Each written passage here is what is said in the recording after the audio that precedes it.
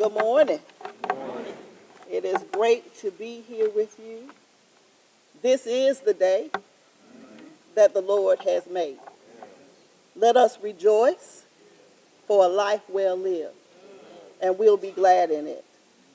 I am first to this family, the Jackson family. Thank you for the honor of bringing your dad back to South Carolina. Thank you for sharing him with so many for so long. Sometimes you just want a husband, you just want a dad. But your dad was special, and he had a calling on his life.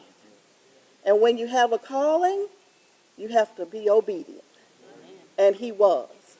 So I appreciate the sacrifice that you have made as a family through the years to allow us to see greatness. Today we gather to honor and to celebrate this life well lived. We also gather to give thanks for a life that refused to be silent in the face of injustice. At every opportunity, he wanted to make sure America remembered that civil rights are human rights. I'm the proud representative of House District 23 in Greenville, South Carolina. District 23, as the old folks would say, was Reverend Jackson's stomping ground. It was his neighborhood. It was the place that shaped his formative years. For instance, the house that he was born in and reared in on Haney Street in the Haney Serene community is in House District 23. His beloved Sterling High School is in House District 23. If he endeavored, we know he was a sportsman, and we know he played football and was quite good at it, and basketball. But if he wanted a little baseball, he went down to Mayberry Park, which is in House District 23. He also met his favorite teacher, the one that changed him, challenged him. In his own words, he said, "She taught up and not down." And that was the former Representative Sarah Shelton, who had him in the 6th and 7th grades.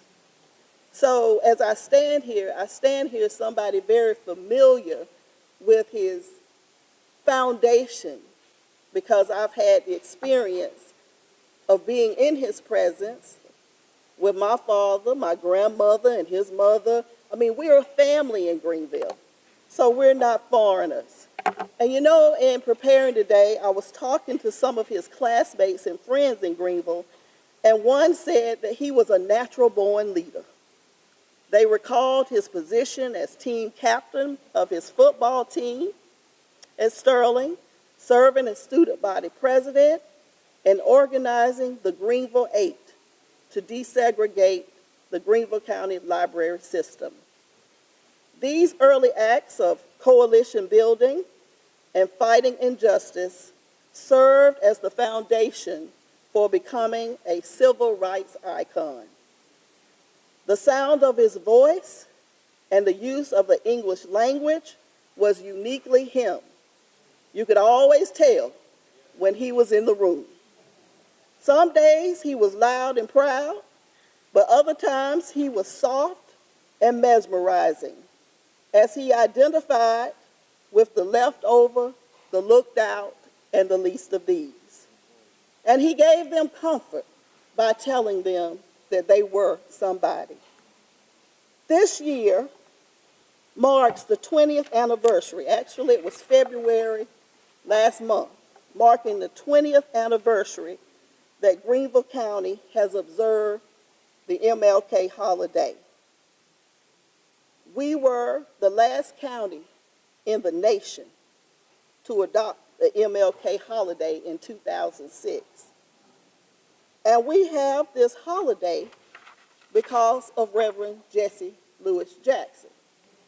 Now, on one of his routine trips to Greenville, yes, he met with Miss Lottie Gibson. He would meet with Xanthine Norris.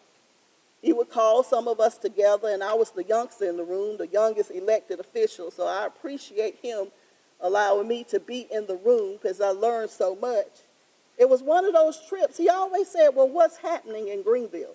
He was very concerned about his hometown. And of course, the councilwomen said, you know, Jesse, we still fighting for this MLK holiday. And he was like, what? And I'm sure that it wasn't that kind.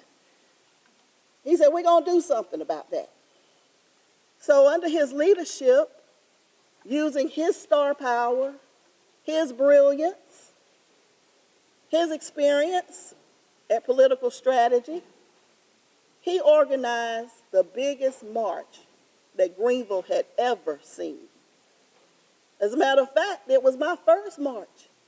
And you know, when you're kind of young, you're kind of naive. I said, we marching in 2003? Yes, we're marching. And march we did. And so it was his leadership that ushered in that MLK holiday. Reverend Jackson's work was not perfect, but it was powerful. His journey was not easy, but it was faithful. Reverend Jackson has left a powerful legacy.